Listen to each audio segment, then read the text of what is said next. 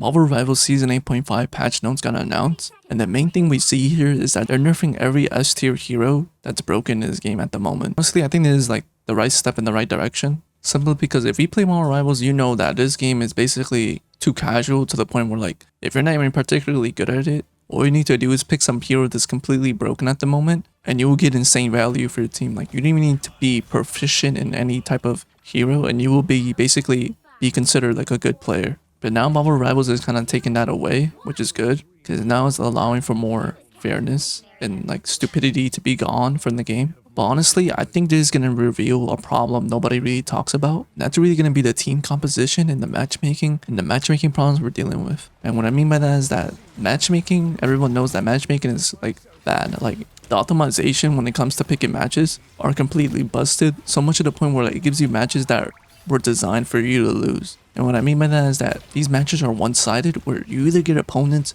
who are just way better than your team, or you get teammates who are completely dog at the game. And it's designed this way to keep you playing for way longer, because if not, if it keep giving you matches that are actually fair, you will basically play the game less if you keep getting good teammates that were on your level, and you would just win every match and get the rank you want, and you would just stop playing. The real problem comes when you're solo queuing in rank and the matchmaking gives you bad teammates, or it gives you opponents that are just like, they know how to play as a team, they have good tank players, and their DPS knows how to play. And the only thing you can do against them realistically is to basically lock in an S tier hero, like Black Cat, Gambit, Bucky, Star-Lord, Phoenix, Daredevil, any of those heroes. Regardless if you have bad teammates, you can solely carry simply because they provide so much damage, value. But now since they're getting nerfed, there's nothing we can do to alleviate bad matchmaking. And if anything, I think more people are just gonna quit or just not playing the game anymore if they realize there's really nothing we can do. Like, even if you were a good Punisher or a good Bucky or any good player, like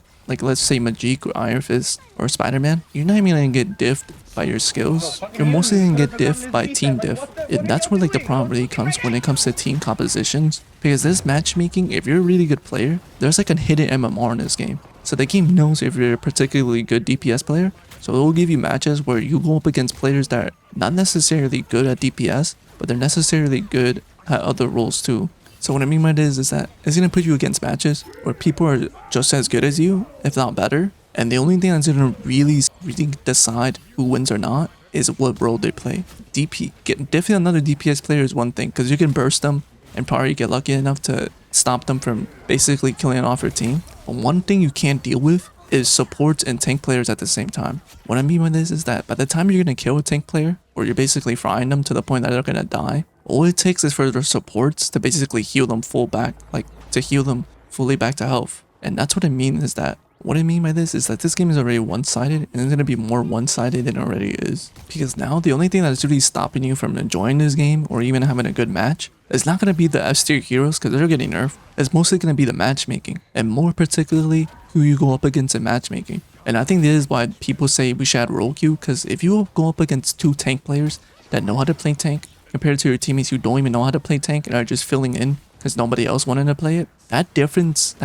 in team composition is going to be so much to the point where like your match is going to be unwinnable. And this is one of the main reasons why people want role queue, because you don't want your matches to be decided constantly by what teammates you get and people forcing quadruple DPS randomly. And I know that nobody wants role queue in this game simply because it adds so much restrictions in terms of you just get longer queue times. You basically can't switch. So basically, if your support and your DPS is doing bad, you can easily just swap right there. Or if you need a strange portal, go to strange's portal in. And I don't think Marvel Rivals is ever going to add role queue. Probably not until like 10 seasons from now. Simply because this game is going to die. Not die, but basically take a hit in players if they add role queue to this game. I know most of the casual player base or people that are dealing with garbage matchmaking is going to want this, but I don't think it's the right step. So yeah, I think the Marvel Rivals matchmaking system can be really the deciding factor, but more particularly the people you go up against. I feel like now the only thing that's really stopping this game is who you get as an opponent. Because getting bad teammates is one thing,